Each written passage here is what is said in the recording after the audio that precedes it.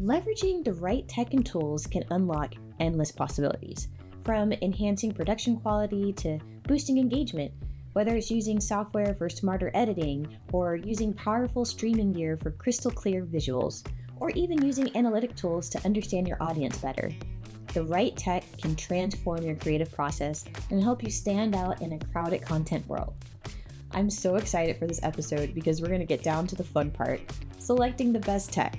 Now, you may hear best tech and your mind immediately goes to dollar signs. I promise we're going to touch on budget-friendly tech that doesn't break the bank. So let's dive into this episode.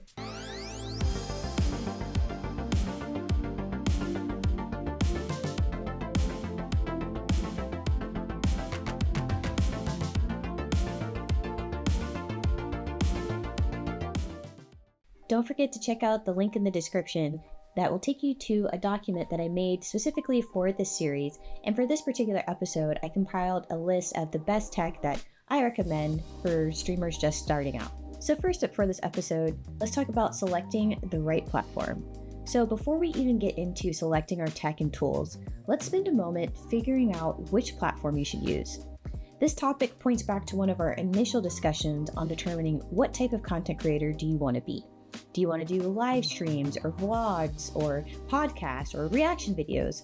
That will help you determine what platform is best for you. For streamers, the most popular platforms are Twitch, YouTube Gaming, and TikTok Live. Each platform has their own requirements on how to achieve monetization level with their platform.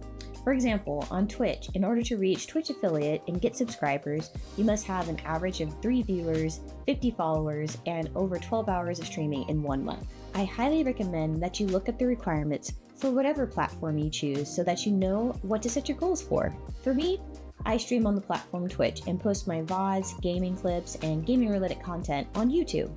I love the integration and community I've built on Twitch, and I love how responsive the team is for upgrading the experience on the app. I'll be starting to multi-stream this year and start going live on TikTok to help continuing to diversify my platforms, and even considering YouTube for multi-streaming. For non-streaming content creators, I highly recommend TikTok, Instagram, and YouTube for posting your content. There are tons of TikTok videos and YouTube videos out there to help you understand the algorithm for these platforms, so you can focus on those aspects to help you grow. However, just a quick point, I just want to plug that Twitch is not just for gaming. You can do so many types of streams on that platform, like we discussed in episode 1. So I don't want you to think you're limited when you choose this platform. Just a quick plug, on the next episode, we're going to talk about monetization and the requirements for each of the platforms that I mentioned above, so definitely stay tuned. Yay, we know what platform we want to make content on. Now it's finally time to talk about the equipment you need. So for a basic setup, you'll need a camera, mic, a key light, and a computer capable of running your streaming software and can handle doing some editing. We'll get into the basics for both a streamer versus a non-streaming content creator. So first up, let's talk cameras. For specs, I highly recommend having a camera that has at least 1080p, 30 to 60 FPS capability for clear and smooth visuals. 60 FPS is preferred, but 30 FPS will work just fine when you're first starting streaming. There are tons of webcams, both budget-friendly and high-end, that check off this spec. Definitely check out that document that I made for you where I kind of list off some of my recommended items for cameras, mics, and so much more. And there are some companies like Elgato that make webcams that can provide DSLR, which is digital single lens reflex quality, to your streams and videos. If you're wanting to go down the path of using a DSLR camera, I definitely recommend taking advantage of Black Friday deals or places like OfferUp or Facebook Marketplace or shops that have digital camera trade-in services, because these cameras can be at a minimum 1K brand new. The reason some creators use these type of cameras is because it really helps to up the production level and quality of your streams and videos. With proper lighting, some filters and LUTs, some content can even look like a cinematic movie. When I first started out, I bought this Mexico 1080p webcam that served my purpose for 2 years until I decided to upgrade to a DSLR Canon camera. You don't have to start out spending tons of cash on tech, because the budget-friendly items get the job done. Alternatively, if you can't afford to buy a separate camera when you first start, you can use your phone to act as your webcam.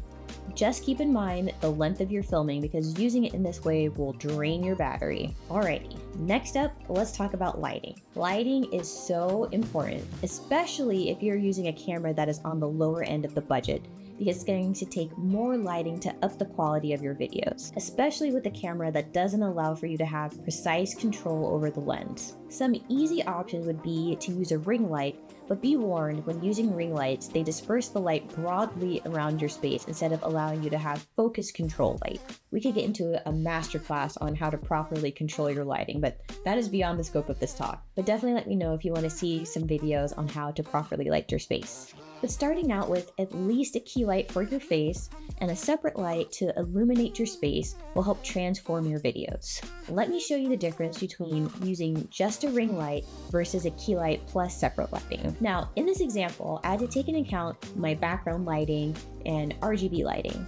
So just keep in mind when you're tweaking your setup. Speaking of lighting, if you want to add some flair to your room, companies like Govee, LFX, Monster Umolescence, and other non-staple brand name companies make RGB strips, bars, lamps, all the type of lighting that you can think of. And these can add dimension to your lighting and play into your creator aesthetic. As you can tell, I love purple and blue, and it's all throughout my lighting. Okay. Mics. There are tons of mics and every creator has their favorite. I invested in a HyperX RGB mic and I'm still using my same mic for my first year of streaming. So I know this company has good quality. You want your mics to provide clear, crisp quality for your vocals so that your audience can clearly hear what you are saying without you having to make tons of adjustment. Things to consider if you want to use software for mixing your audio, you have the options for using a USB mic versus a XLR input type of mic. It truly will depend on the type of mixer you decide to use, but for my budget-conscious friends, I recommend starting out with a USB input mic. An alternative option to purchasing a mic is to use a headset mic, but oftentimes the voice quality sounds very hollow and low without adjusting it. But again, this is another budget-friendly option until you save it for the option that you actually want. Here's an example of one of my streams where I was using my headset mic so you can see the sound quality that I mentioned. Riding Dragon since 1993, Secret of Mana. That's awesome. You should definitely check out that game. It looks like a kind of cross between Skyrim, Lord of the Rings, and a little bit of like Dragon's Dogma.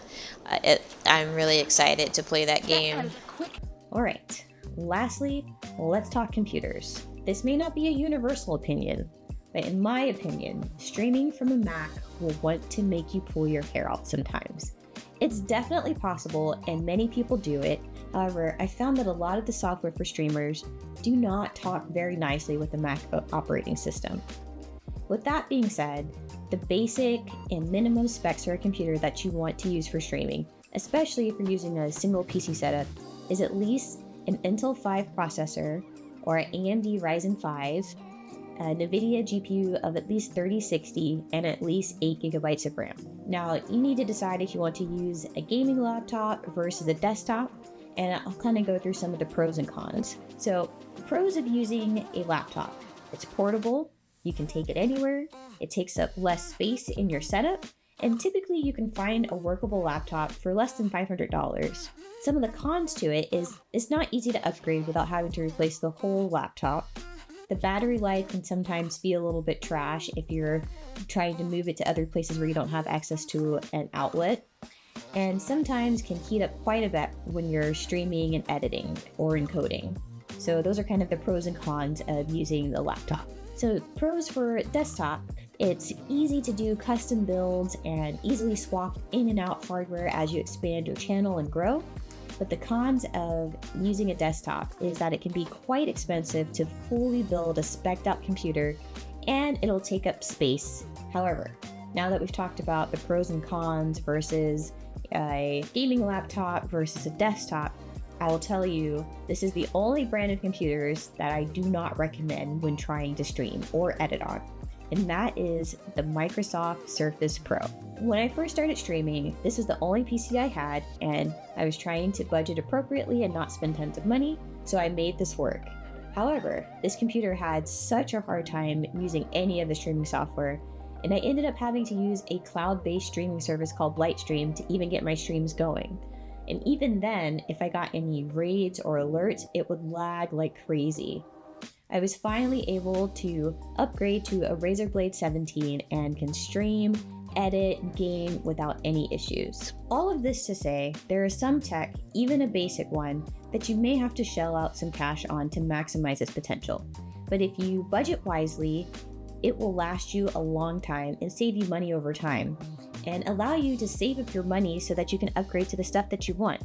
Use the bare minimum that still provides a good quality when you first start out, so that you don't go into debt trying to buy all the latest and greatest stuff. Don't forget to check out that document I made for you, because I compiled a list of cams, mics, lights, and PCs that I recommend when you're first starting out. That was a lot. There are so many tech tools that we could talk about, but I wanted to focus on just the basic things that you need to get started. Once you have mastered these basics, then you can start adding tech like audio mixers, stream decks, and so much more. So the last section that I want to talk about is using software to enhance your stream. You don't even need to be a live streamer to use this software. A lot of this software helps to streamline the recording process for filming YouTube type content as well. The most popular software that a lot of creators use is a program called OBS. This software allows you to have many plugins to help control your streams, and you can add filters and LUTs to your camera within this software. There's also OBS Streamlabs, Twitch Studio, TikTok Live Studio, StreamYard, and so many more. You will need to spend some time researching which platform seems the easiest for you to understand and use, but don't be discouraged if it's not intuitive at first, because there are thousands upon thousands videos out there to help you set up whichever platform and software you choose from scratch. Within the software like OBS or another company called Stream Elements, you can add chatbots to your stream that kind of help you with moderation for your channel, or creating and sending alerts in your system, and so many other widgets. Let me know in the comments if you would like an in-depth video on how to use OBS to get everything set up for your first stream and recording.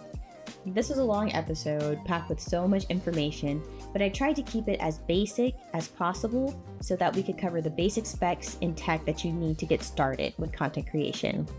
My plan is to expand to get a little bit more in-depth as we move past Streamer 101. If you take away anything from this episode, is that you don't have to have the perfect setup when you first start out, because the most important thing is actually making content. If you never put yourself out there, the best tech in the world won't be able to help you. And the second takeaway would be to use a budget and only get the things you absolutely need when you first start out, so that you don't dig yourself into a financial hole. Okay, I will see you in the next episode where we are talking about monetization and media kits. Don't forget to like this video and subscribe to the channel, and let me know in the comments what tech you have your eye on for your setup. Alrighty, see you next time. Reaper out.